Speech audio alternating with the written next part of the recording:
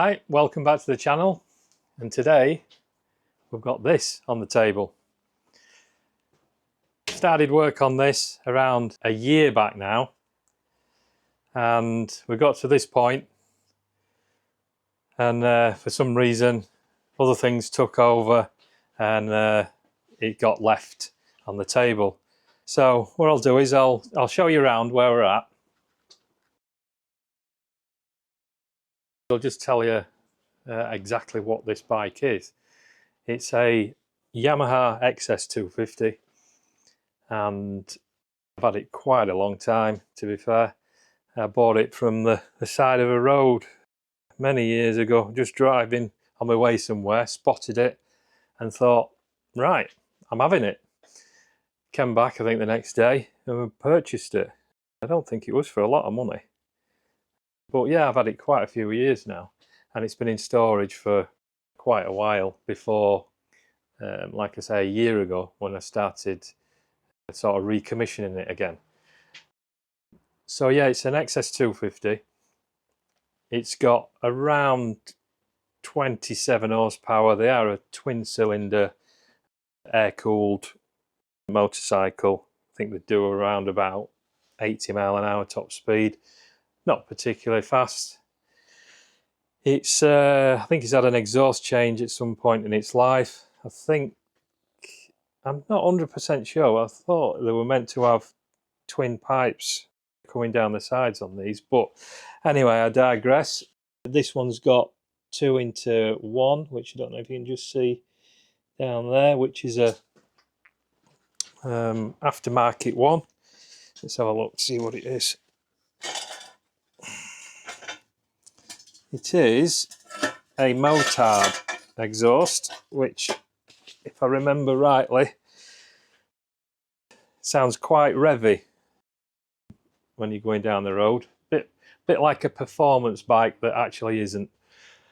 It's on 1982, which is X-Reg. And how many miles has it done?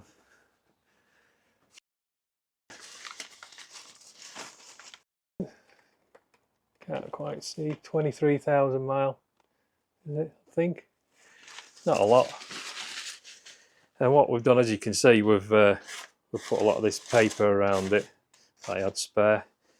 Run out of newspaper, so we'll put that around it. And it's had a little rattle can spray job. Not wrong with that. What else we've done to it? If I'm trying to remember from a year back now of what I've actually taken off, and now it's going to go back together. So we'll both be learning on this one. I think, remember rightly, I bought this oil for it. We'll have to check if I've actually put oil in. And then we're going to start taking all this off and fitting it all back together, and we'll go out for a little test ride when it's all done. Well, I think we're going to sync the carbs up. I think the chain was fine, just needed to clean up. Like I say, a lot of ums and ahs because I don't really know, I can't remember at what stage I was at. All these nuts and bolts in here, we need to find a home for them all.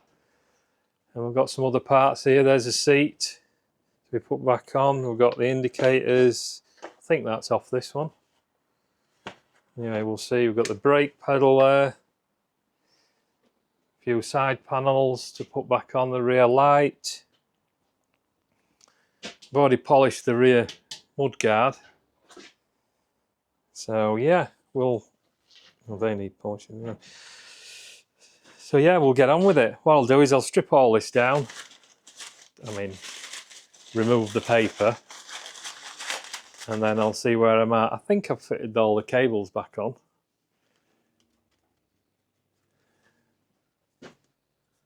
Starting to go again there. Need a little polish up. Or maybe I didn't do this side. Now I did this wheel, so we've got this. We'll give this wheel a little polish. It came up quite nice. And then that's just been sat here again for another year. Tyre's still pumped up. Looks like I've sprayed straight across all the sprocket teeth, which should it'll wear off with the first little ride. I think everything else, I've checked all the brake system. Oh, look, we've painted this. I'm going to scuff them up, probably scuff them up. But we'll check everything. It's actually MOT exempt, this bike, because it's 43 years old. Yeah, I think that's right. Or is it 42? 42, 43 years old. So MOT exempt and tax exempt as well. So we're just going to get it on the road really, and you can follow us doing it. So let's get on.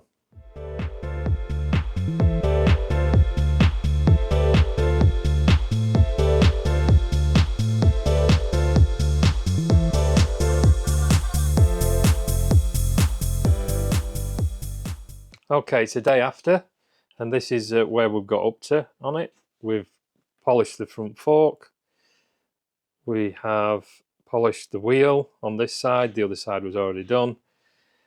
Like I said, we're just going to try and make it presentable. What else did we do? We took this home last night and polished it. In this little recess, we're going to paint black. The bottom part's already been done this morning, and we'll do the top part just before I leave tonight. What else we've done?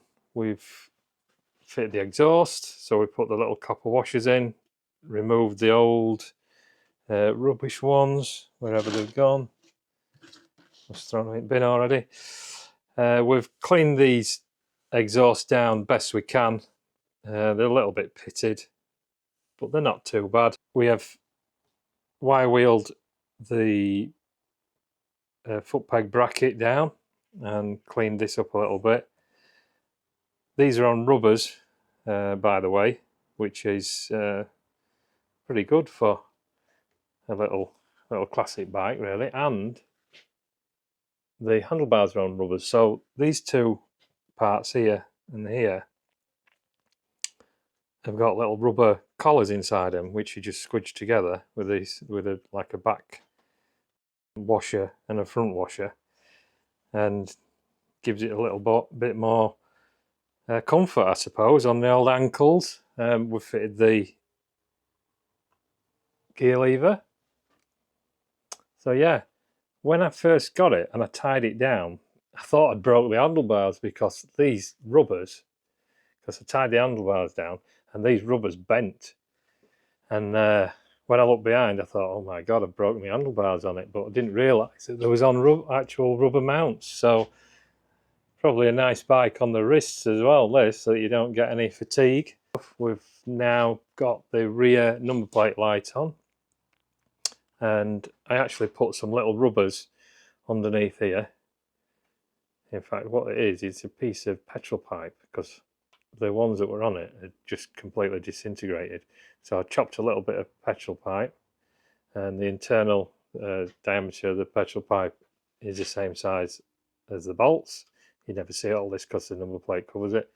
And then squidged it together, because if you just put metal like this steel onto chrome, you can actually sometimes chip it.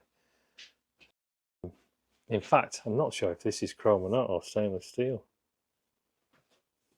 But anyway, it protects it. It doesn't bend it up, and we've used some there as well, little rubbers. Rear indicators fitted. We have had to put the battery on trickle charge because it had no power. Well, very, very little.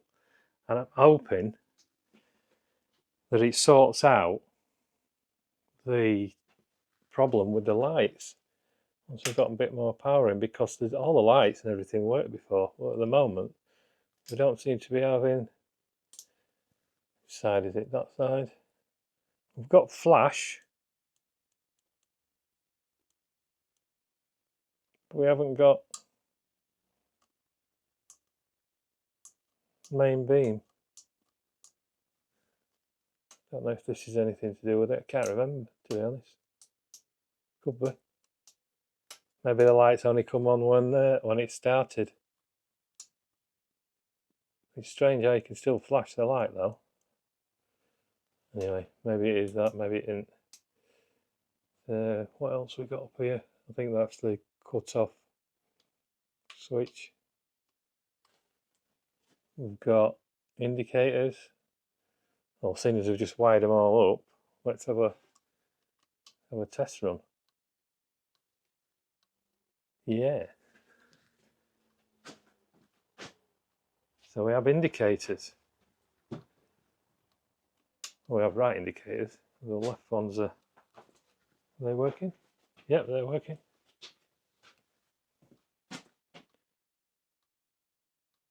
Yep. So like I said, I've just put it on trickle charge just to try and get a bit more power back into it because there's hardly anything. Turn that off. Horn. Yep, we've got a horn. Let's see if she turns over.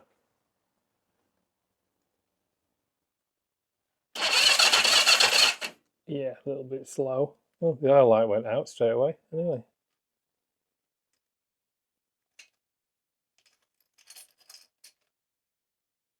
Oh, did it? Or did it just go? Oh, there we go. It's back on again. So we're getting there. Like I said, exhaust's on. Give that a quick clean. We've got the brake lever on. The front peg, I don't think the front peg was on. Again, put the rubbers and stuff back into it. We have a lot of bolts. Must be off other projects. Lots and lots and lots. Finding bits like this, you see, I think that's the seat latch. I think it goes there. Something like that. Or does it? No, maybe higher. There? Yeah, there. That's me getting it wrong. So that goes there. Seems to be very, very tight to this. We'll figure it out. So yeah, we're not far off now, but we can get a bit of fuel into it, and then we'll balance the carbs, and then you'll be able to hear it fire up. So yeah, I'll get on with this, and then I'll be back tomorrow morning to finish the rest off. Right, I'm back. They've turned out not too bad. So that was left to dry overnight. Both these infill pieces have been painted there and there, as you can see. It's had a little quick polish, not too much. So that's the grab handle, and that needs a little bit of a clean up as well. I'll just give it a wipe down, but that fits just in between these two lugs, which will go there on bike. I think we'll try and get the tyre on, sorry, not the tyre on, the wheel on.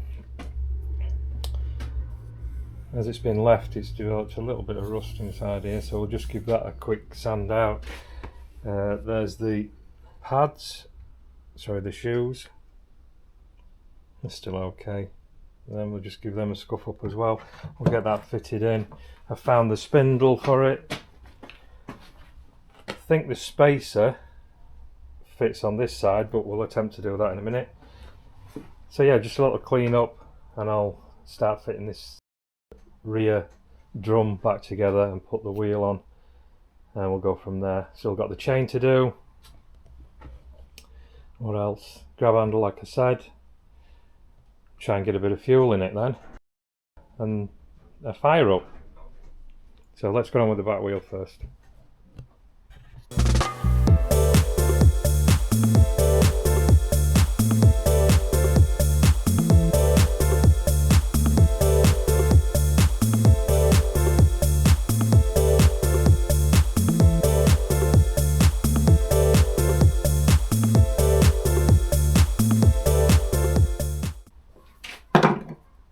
So we've got that done.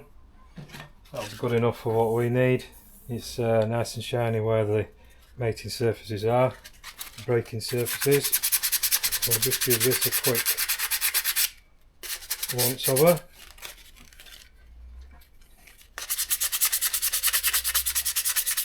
Just to get those little bits of rust that's settled on it as it's been left. Let's get them off. Sometimes they get a bit glazed and they feel really shiny. And scuffing them up takes that bit of glaze back off them. But generally, if they are glazed, you want a new set of shoes in it really.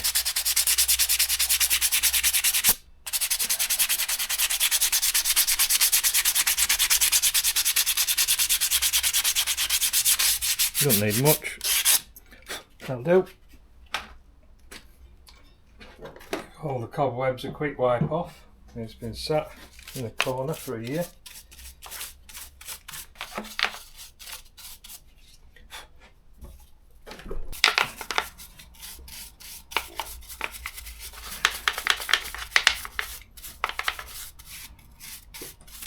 That'll do.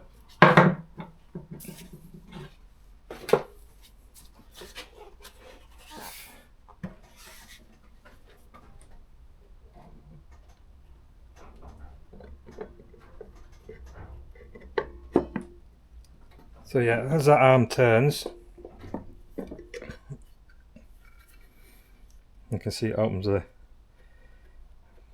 shoes up. Probably already know that, but just thought I'd say. And that's the arm that's connected back to the bike that stops it all from turning.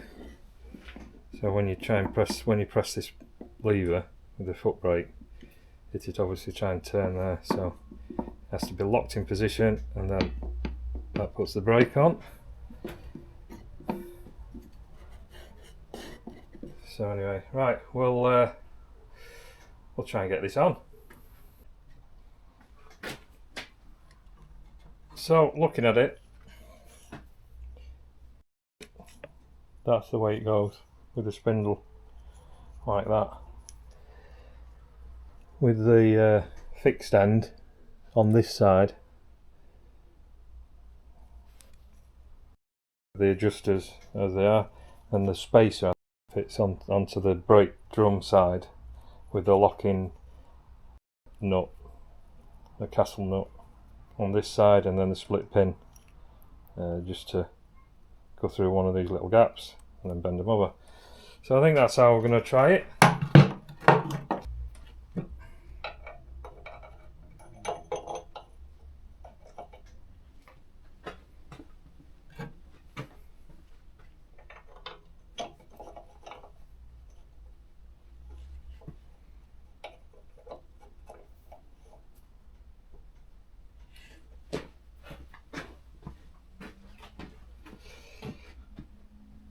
Guarantee this will all fall over.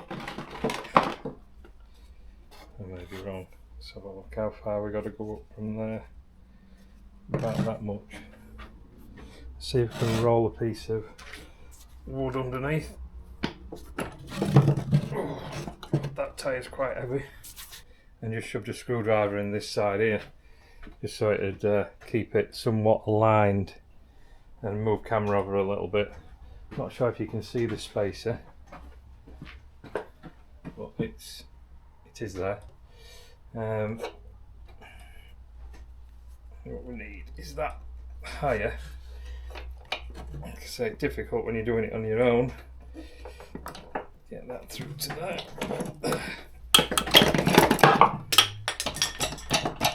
There we go. One in. Right. I need to knock that through a bit more so I can just see it.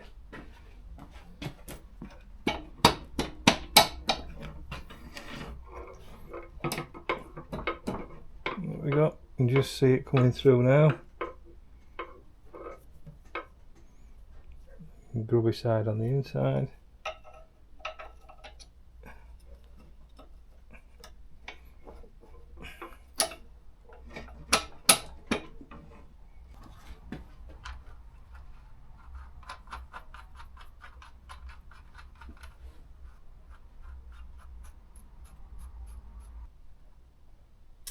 Ah, that's where that came from. Right. That, you can see it, I booted across the floor yesterday. It must have fallen out of, I'll show you. There. Would have been scuppered if that had been lost.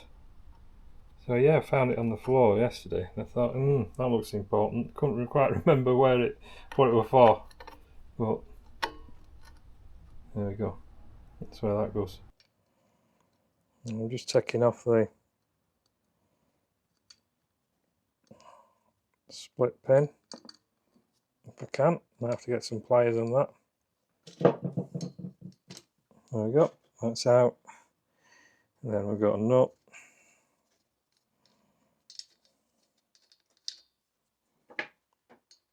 And what we got here, we've got a spring washer and washer.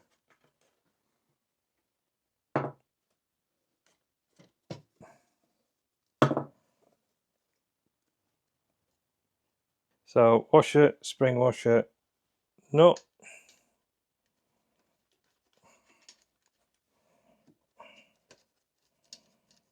What size nut is it? Not sure. 13, 14.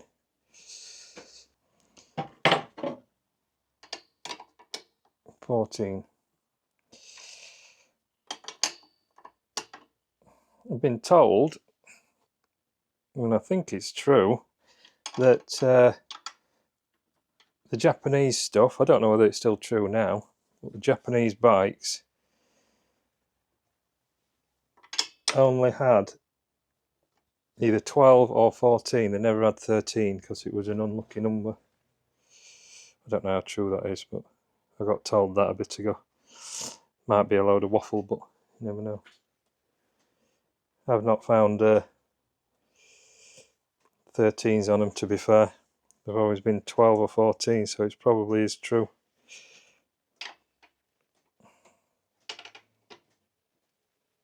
Yeah, give that a nip up. I don't know the torque settings. Tight, that'll be the torque setting.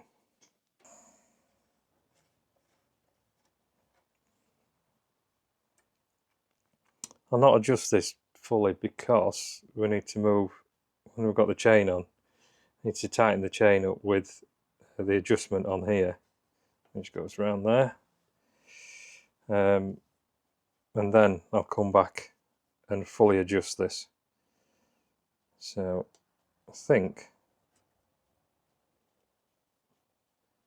yeah, that must go on first, the washer, because that side is arched to fit that little tube.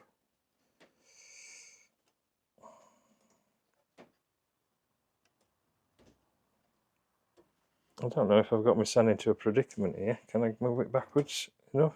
Maybe. Maybe I should have fitted this first instead of the other one. No, we've got it. We're in.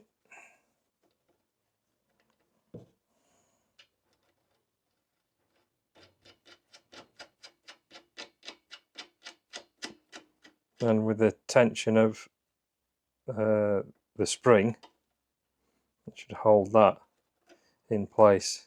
So if you take sort of the pressure off, you can see it moves in, and you can adjust it in and out for whatever you need. So I'll just make sure that it's just on there. Back it off a bit there. It's just on. That's enough for now. Just check the brake pedal there, all moving, nothing in the way. It's also got, I don't know if it's on camera here, it's also got a little adjuster there for the stop. So how far the lever, the pedal, comes up. So of course you don't want it hitting your, just turn it across a bit, so that you don't want it hitting your casings here. So that's very close, it's only 5 mil off or so, but it's not hitting. And this little adjustment screw, you wind it in or wind it out, and that adjusts it puts a bit more up and down, fine adjustment, but most of the adjustment you would make by the spline here.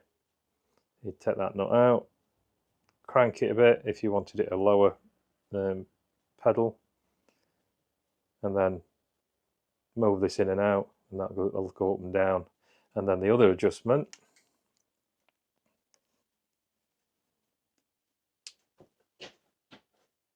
for where the shoes are hitting the drum, you just do that until it just catches, so you can just hear it scuffing as it goes around.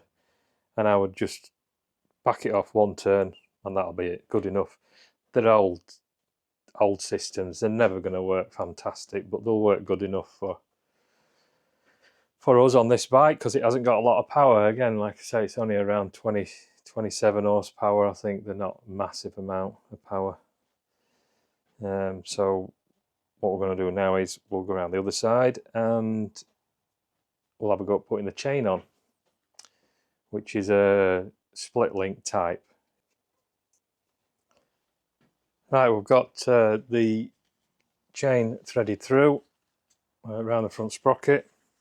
Got a bit of cloth here so it protects the swing arm. I won't advise doing it this way. I'd rather, really, I should have taken this front cover off, because you don't want to get the chain all nailed up where you can't see it.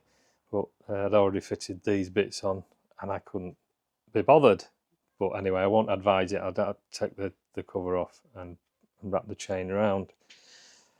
So we're going to get it to here, if we can get this on.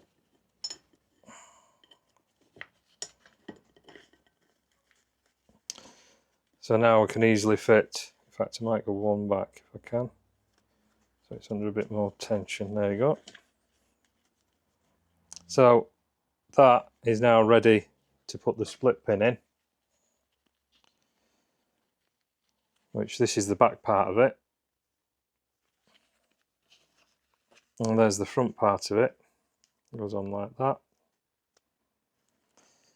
and then the split pin part of it goes on that way. You can see. Look on camera so you can see that. See, there's a open end and a closed end. It's on like that. And the reason it goes on with the closed end that way is because that's the orientation of the chain. And as the chain goes round, if any stones or anything are picked up and it hits it, it only hits the closed end, which pushes it on further. If it was that way and a stone hit it, it could open it up and undo your chain. So that's the reason that the split part of it gets put on that way. So if we put that on there, so now we've got, instead of struggling around here for it, we can push it straight through, easily in. There you go. Then the outer bit, the inner bit's on, the outer bit's on, and then we go for the split part, and get it set up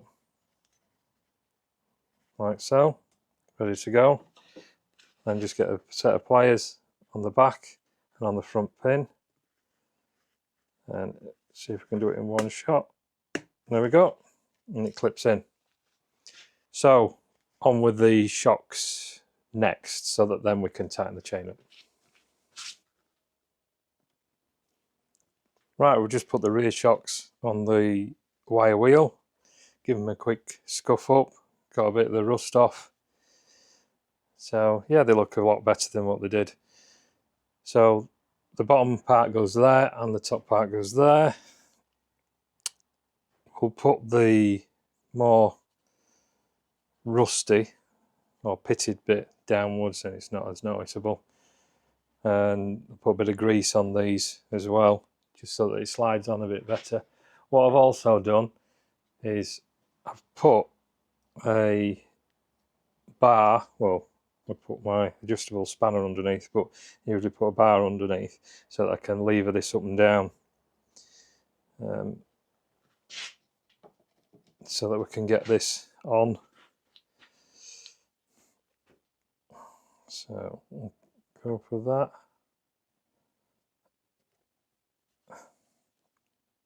There we go, slides on a bit better with a bit of grease.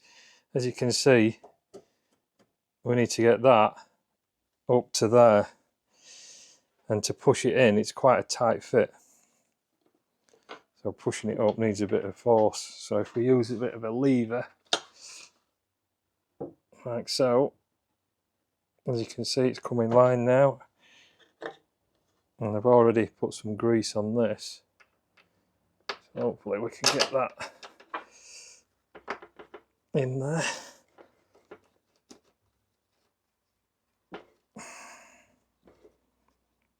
Start that off, see if we can get that tightened up.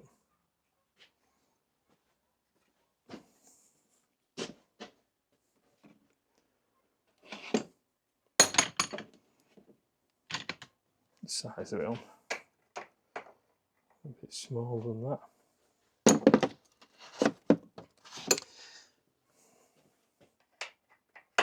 So it's a 17, the top one.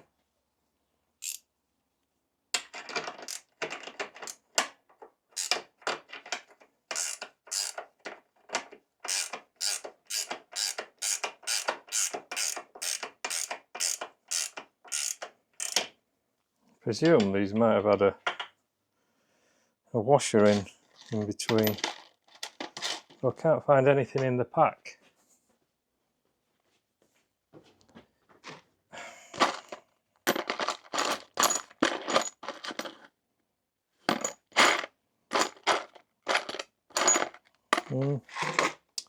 Maybe not. Usually you have a washer in between, because otherwise when you tighten this up it scratches all the paint off.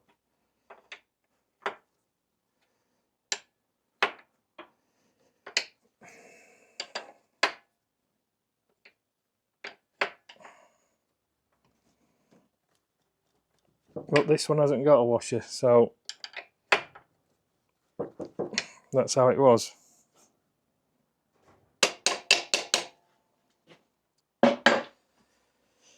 Find the bottom nut for that.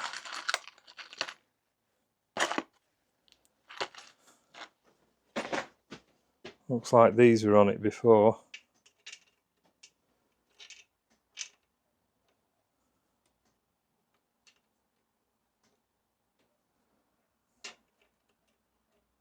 Wash first and then that. And the nut, what size are them? The same size? Yep, 17s.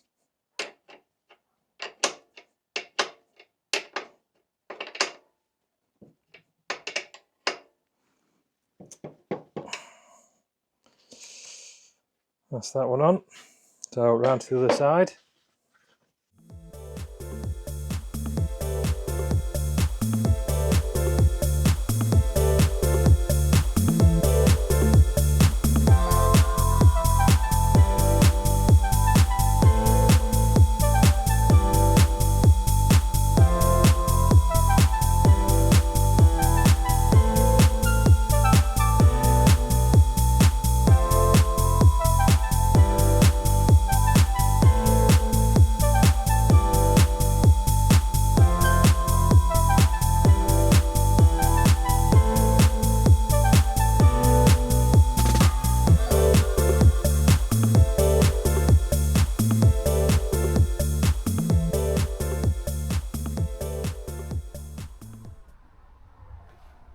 Right, we're going to adjust the rear axle now to take the slack out of the chain, and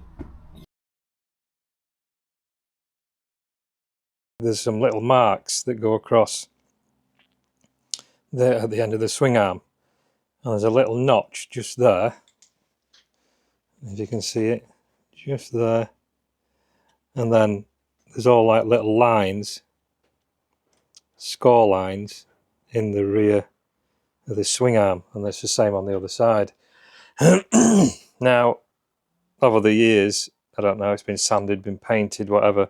It's really difficult to see now. You still see the notches in it there on this adjuster, but what I think we're going to be doing on this one is probably measure from the back of the swing arm, and then the gap in between there will match up on that side as well.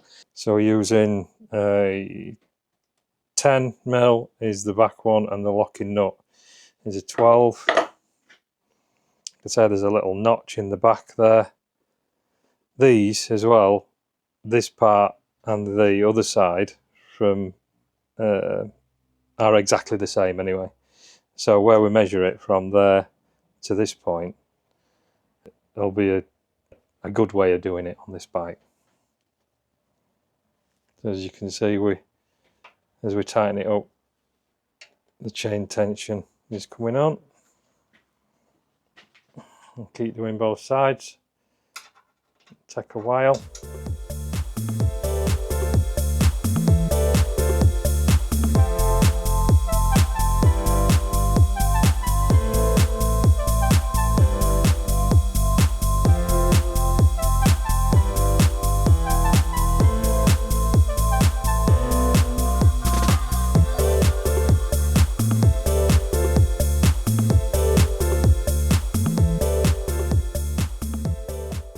Oh dear, wheels back off again. As I was nipping the bolt up, I found out the bearing was absolutely kaput. So anyway, thought instead of just doing one side, we'll do both sides. So I've had to knock out the bearings. Oh dear. So I'm going to go out now, nip out and see if we can get a couple more bearings for this bike. It's got a little collar, which I thought was actually part of the bearing at first. It knocks into there. Instead of just sat on the outer face, it knocks in there, and then this tube sits on top of that, spacing everything out right. At first I thought that we'd got some spacers mixed up, because as I started tightening it up, it was getting stiffer to turn the wheel. But took it all back to bits, put it all back together again. I never filmed it, it's just pointless rubbish to watch really. And then this is what we found. This bearing was absolutely kaput. So whether it's because it's been stud and it's you know, gone rusty, or you could hear it when it was spinning, it was like making a whirring noise. I thought, shall I chance it? I thought no. So anyway, right, I'm going to get off to the shop and we'll see if I can get another bearing or two for this back wheel. Right, I'm back. Well, I've managed to get 2 bearings for it. Quite lucky really. There's a little town about 5-7 miles away from me, and it's a bearing shop. So right, the one that I've got has got seals on both sides. You can flick them out, but I don't think I will be doing, because I can't see the point. This bike's not going to do billions and billions of miles, and by the time it does need repacking with grease, this bike will be long gone, or I'll be long gone. So right, let's get into it and get on with it.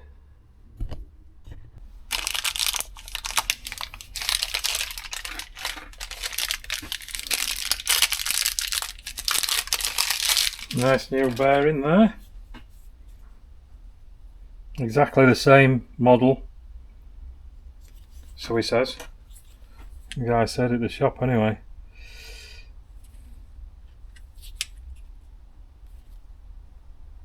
So I haven't got something to knock this in exactly the same size. It's right on the corners, that is. Don't want to should have something just slightly smaller than that itself, just to drift it in. But we've got what we've got, and put this together. What I might do then is use that as my drift. Let's see how we go.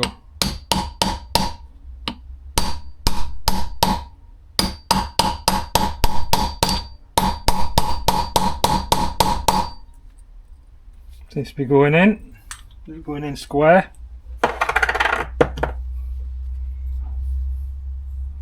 Keep checking. Put that on top.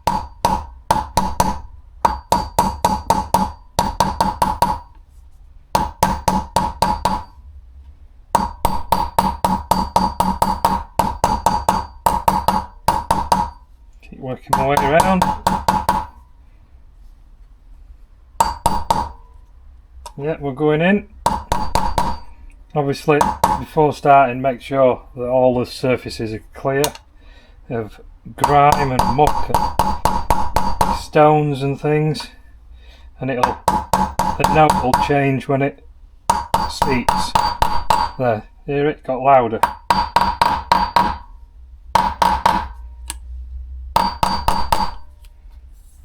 There we go.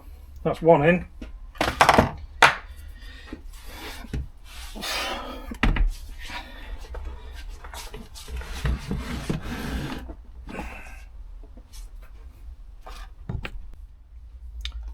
Right, the next bearing has to have this little cup placed in the middle of it, and that goes inside there. Then that part sits on there with the bearing, and then the bearing slots on there. So we need to get rid of this for a minute.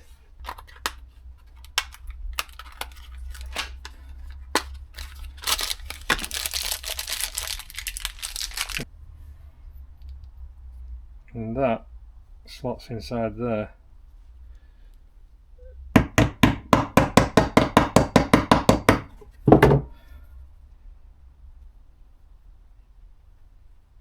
Seems to be going in okay. What we'll do is we'll put something on the bottom of there, the same size. So look, a bit bigger.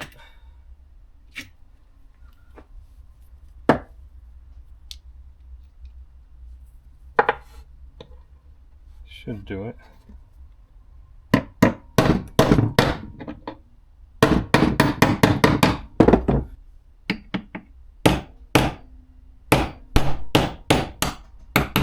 There we go. Straight in. Easy peasy, eh? As it all clamps together anyway, it'll pull. If there is a little slight gap in that, it'll pull it in. And we'll drop that back in. Again, just keep everything nice and clean, as clean as we can.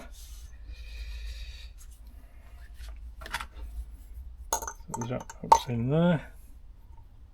Try and keep it as central as we possibly can.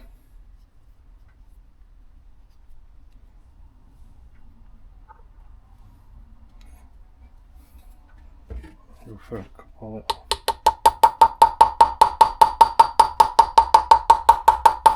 just to start it off a touch. Then we'll use the old bearing to smack it in.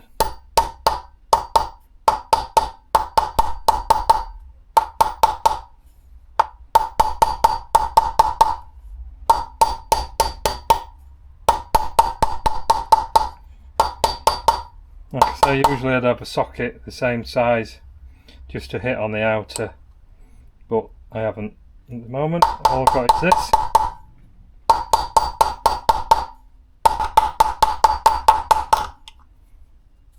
Right, we're going to have to think of another way to do it. So if I just tip this on its angle slightly, just keep it, can do corners.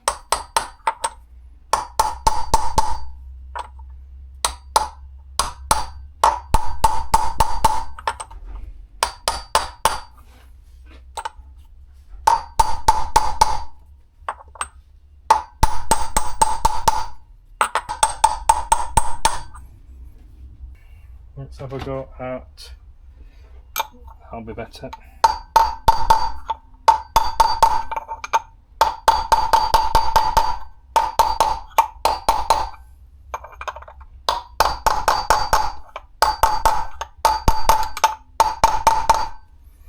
I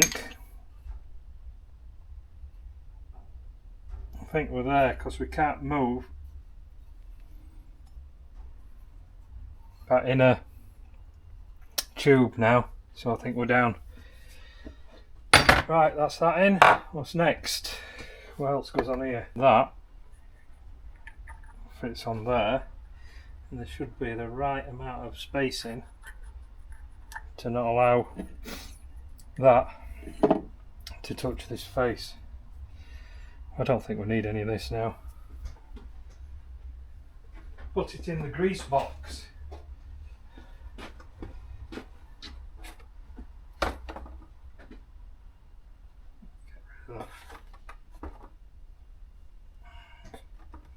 I'll just put a touch on to help the seal go back in.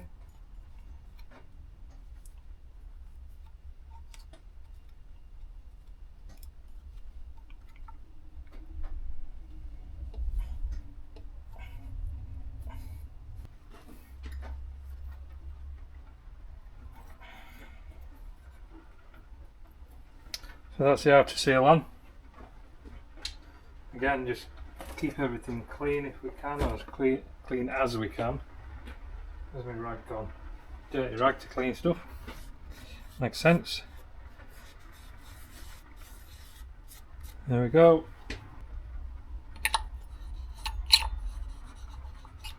Sounds okay. Not touching anything. Right, we'll have to put it all back together again. What a sod that's been. We thought it was all back together. Well, anyway, that's what happens on old bikes. You know, you got old bearings, but now I've got all brand new bearings in the back end, which is brilliant. Yep, all done. Right, the wheel's back on. We've now got chain adjusted, so we've got about an inch play, maybe a little bit more, but when it comes down and there's a bit of weight on the bike itself, it'll get a little bit tighter probably. What else we got? Oh yeah, the bearings. We've just done the bearings, haven't we? Everything's back on, brakes adjusted, so just slightly and it stops. We've put the grab rail on. Doesn't look to me as though this is an original light for this bike. It's probably, well, I'm suspecting now it's probably the XS 250, the standard one, not the special. The special's more of a cruiser style, and then the standard XS 250's just got a pretty much flat seat on it. This seat goes, the rear seat's higher, and then it goes down like so. We haven't got the double plate light on, but we've managed to just get, we'll watch the lights, so sprays a bit of cleaner down it, and it seems to have freed up, but we haven't got front light yet, so I'm wondering whether this high and low beam switch is a bit dodgy as well. So I'll leave that in the off position. What else we got on? We fitted the seat clip, the seat latch, that's in. Everything's wired now. Brake light is now wired, so that works. So we'll have a look at the tank next. Brand new battery that we fitted on it as well. I'm not holding too much hope out for it, to be honest. It's been sat a year, but yeah, when we turn it over, it doesn't sound too fast at all. Thought it'd be a lot faster than that, but maybe not. So let's have a look in the tank. Get the keys.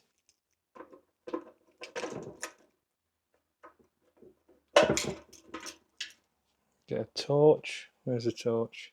Pretty clean actually. I mean, it's very clean. I was expecting to see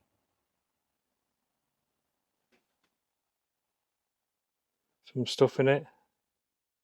You know, bits of rust and what have you. So yeah, I'm happy with that. See what comes out the other end.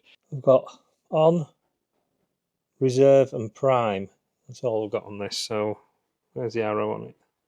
Try this way, see what happens. Nothing. So that must be reserve. See, this is, I think it's vacuum fed, this. So it won't spill fuel out unless it's got a vacuum pipe on. So we'll go to prime. And we'll have a see what this fuel looks like. Get a bit of a slosh it out, see what happens.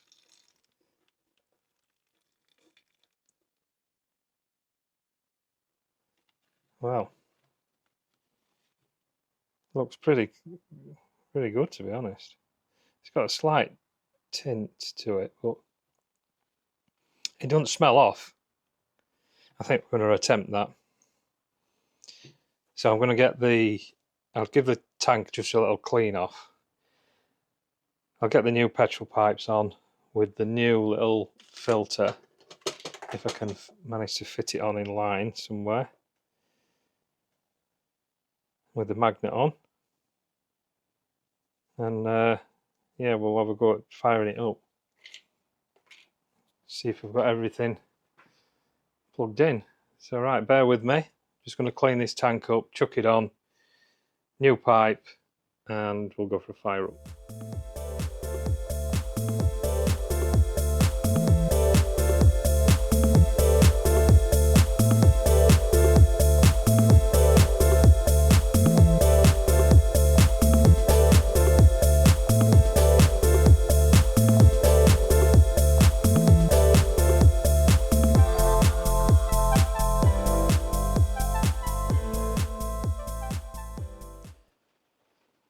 So we've just done these fuel lines and put the little miniature fuel filter in line. We're going to go for a fire up. Let's see if the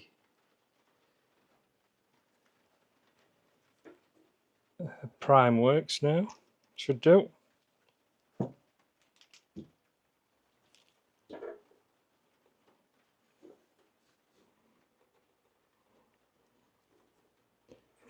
It is, but we have a leak somewhere.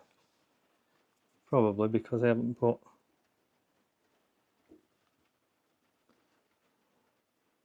Jubilee clips on. Right, second attempt to trying to get this to prime up. Is it that way? Yes. Do we have any leaks?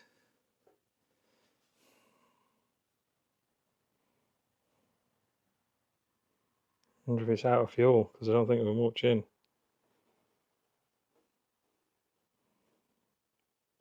So we'll go to reserve, and we'll try for a crank over. We'll put the choke on. Is it out of gear? Yes. Let's have a look.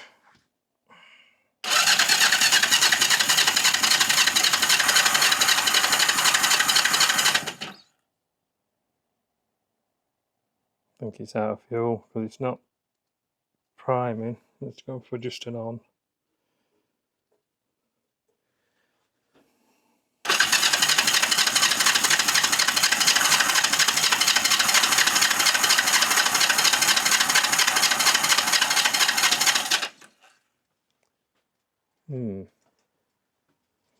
Maybe not enough fuel then. That on, off.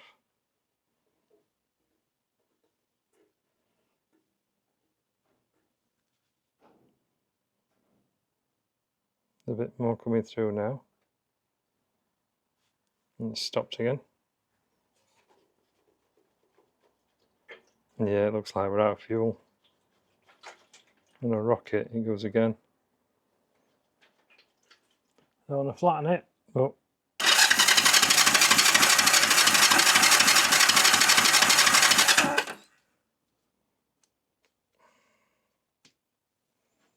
right. Let's get some fuel and try again. Back again for the third attempt. I've got some fuel. We'll put some fuel in. And in between this, I've actually checked to see if the on, when the vacuum comes on, is letting fuel through, and it isn't on the on and the reserve, because I only put a bit in, so we're only about here, but I would have thought here, you can see with camera, I would have thought that the reserve probably is about there, and the on pickup is up here somewhere, but maybe the vacuum part on the tap doesn't work, so we've gone for leaving it to prime, and we'll go again. I've actually put a bigger battery on it this time to try and start up, because I think that trickle charger won't do enough, putting enough charge in it. So we'll go for this choke. We'll turn it on, and then we'll listen again, see if it's going out. Oh, was that a fire? Try the choke off.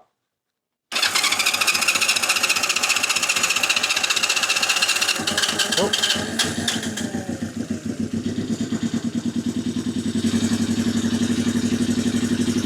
So that fired without the choke on. Yeah, it doesn't sound too bad, that. So we're running just on prime at the moment. Not a problem really. I mean, if we attempt to park it up, if we just turn it to on, and it actually turns it off. On is off. And prime is on.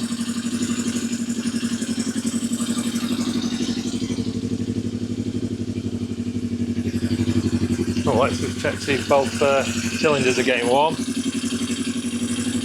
Yep, red hot. Yep, red hot. So they're both firing.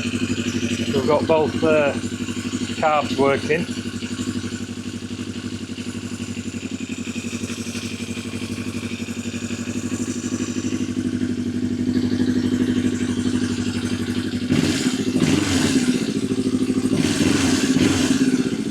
Oh, quite responsive, really.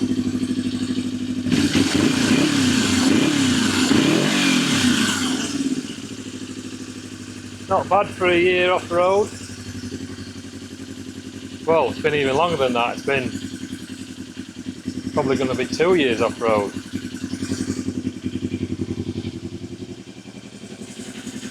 But it's been a year that we started stripping it down and trying to get it all fettled so we can go out for a ride on it.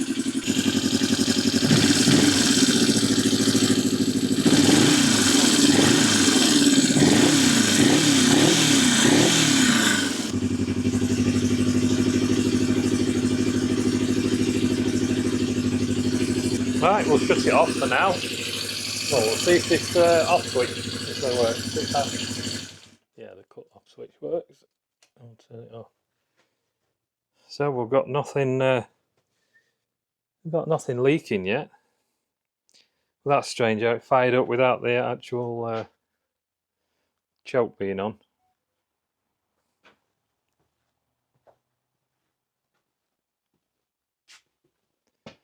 So I think the next thing to do is we'll get these carbs balanced. So I think the pipes are there. Right, one there, and on the other side has the vacuum that's meant to operate this fuel tap. So we'll just pull them off, and we'll put the balancer on. But I think we're going to do that tomorrow. I thought I'd get everything done today. A good polish up and seat on, but it wasn't to be. So right, we're going to go home, get me tea, and we're back in the morning to do the balancing of the carbs. Right, it's the day after, and I've managed to find the vacuum gauges, so we'll be able to sync the carbs today. We'll put the big battery back on again, and we just need to do some checks first. I looked in the manual for these carbs, and it's 1.5 turns out for the air screw. We know we've got air filters in, we know we've got a decent pipe work with hopefully no vacuum leaks that are going to come through there. We've got a fresh set of spark plugs. We know we haven't got any leaks on the exhaust because I checked that yesterday when I got it fired up. We have, obviously we can see we've moved the tank, and we'll go around this side and put a little bit of an extension pipe on for the fuel so we can keep that going. I think yesterday as well, the reason that the reserve and the on wasn't working was I think we'd trapped the vacuum pipe across the top here, because when I took it off it looked like it had a little squidge in it there. But these are the gauges that we've got. They're nearly in line there and there. I think I might just adjust it. We take them off, and I don't know if I can do this with my left hand. I might have to put it down. And which way is that going to go? Yep, that's bringing it down a little bit more there.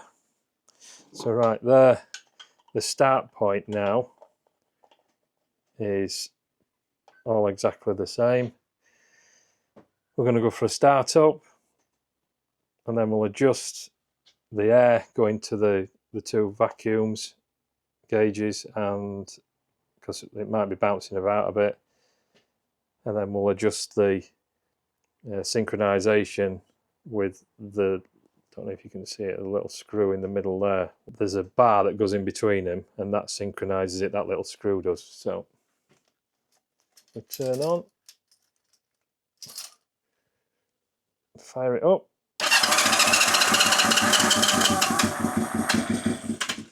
Nearly.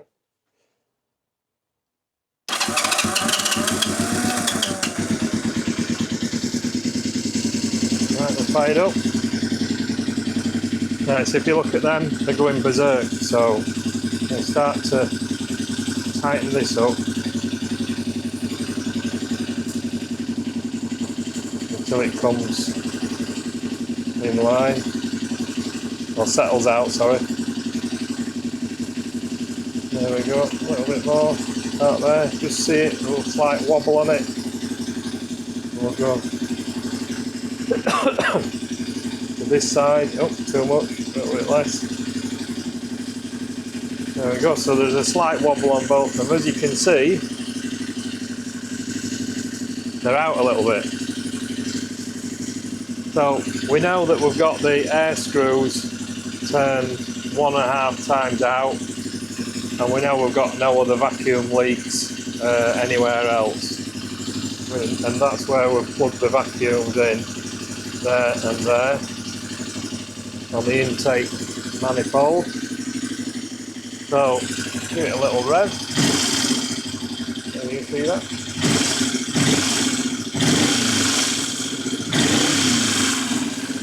Right, we need to let it just to get warmed up just a little bit. Let's have a little go at the moving this screw in the middle. So I don't know if you can see that, but that's where it is, right there. We'll see what happens to the gauges. Which way we turn it. Where is that going? Is that getting worse? I think that might be getting worse. That going the other way. There we go, you can see the left hand coming down, coming more in line, a bit more.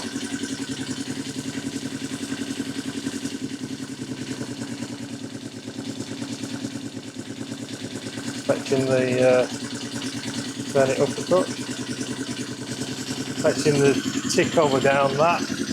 So we might just, at the back there, might just tick over, so we're at around, I think we're at around 1,000 RPM, just a bit above. I might just take that up to 1,500 if we can,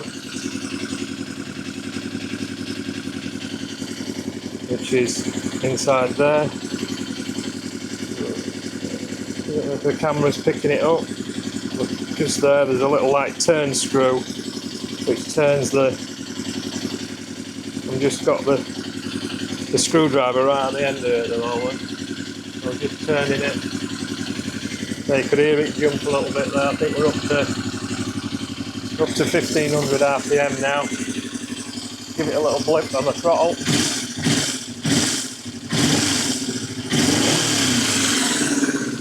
Look at the vacuum gauges again. So they're a little, this one's a little bit off still. Give it another little.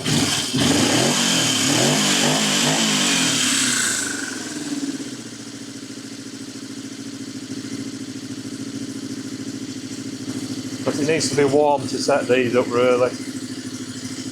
So yeah, that one's a little bit high. What I'm going to do is I'll just tweak it a little bit again on that. Screw in the middle if I can get the screw on. Have a look.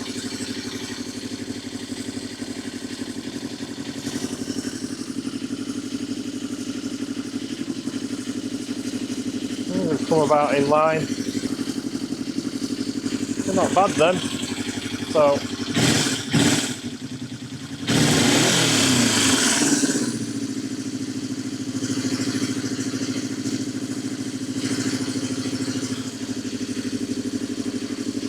it's hanging a bit,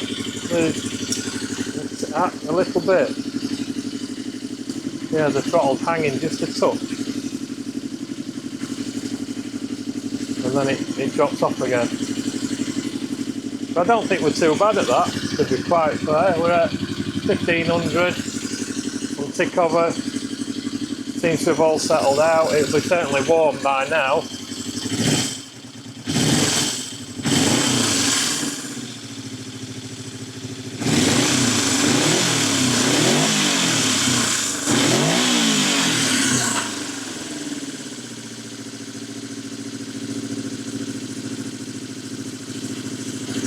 Yeah, I'm pretty happy with that. We'll level out. We're not too far off that at all. I think at one stage we're going to have a look at the timing slightly, and we'll probably have a look at the check the valve clearances as well, the tappets, which is just through these little openings here. But I think for now, I think we're okay.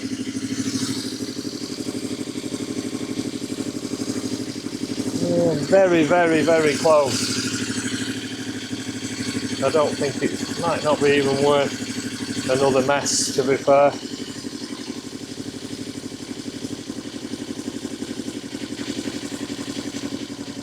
Going back out again now. Going out of tolerance. Back in again.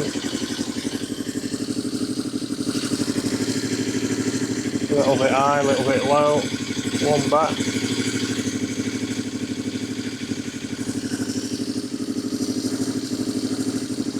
Yeah. Happy with that. Turn it off. But they're done. So that's synced up.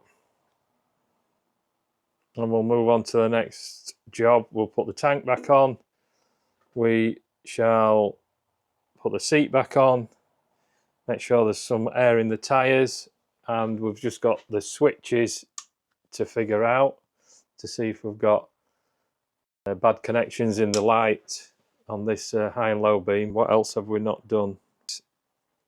We have checked the brakes as such. They are working, but we might need to change the fluid in the front one just for a matter of course, and clean the chain off. The number plate light wasn't coming on. So we'll check that, see if all the connections are okay on that. And we need to put the side panels on and the number plate.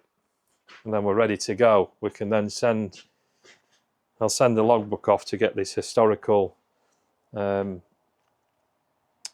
put on the logbook. I can't remember what it comes back as. It's something like historical vehicle or historic vehicle, which then I think it doesn't need, well, I know it doesn't need tax or MOT. So all we have to do then is get it insured, and I'll probably do a review on it as well to just say what it rides like and miles to the gallon and all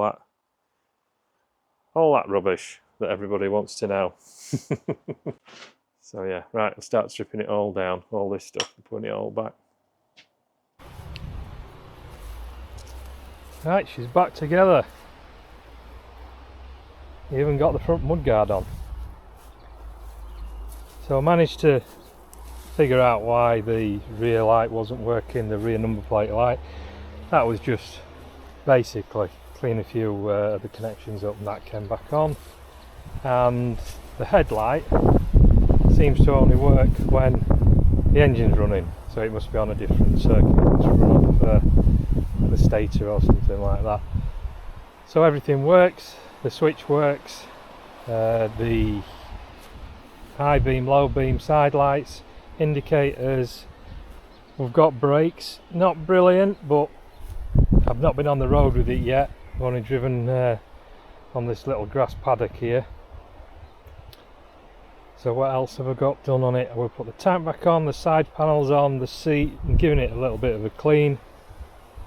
And we've scraped all that horrible gold lettering off. I know it's only like down to the white plastic now, but I think that looks a lot better.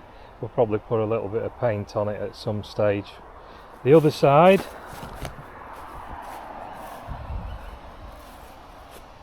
is missing the badge, but we have got it, and the only reason I've not put it back on is because that screw's missing and it had some little glue bits and stuff on it, so that's ready to go back on. But as a whole, I think we've done for now.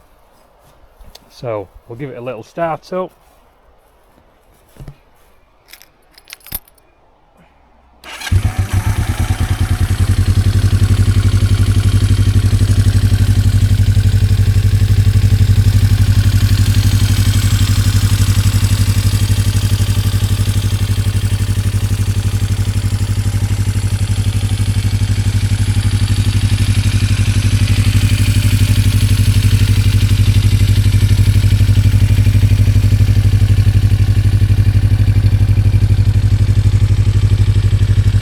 Off-road for a few years and it needed recommissioning, as I said in the previous parts of the video, and we've got it all done. We've got a good clutch, we've got gears that work, we've got brakes that work, we have an engine that the carbs have been synced, engine sounds sweet, and exhaust note sounds really sweet as well. So I love getting something that's been really dead back on the road again, and saved another one from the scrap heap, hopefully.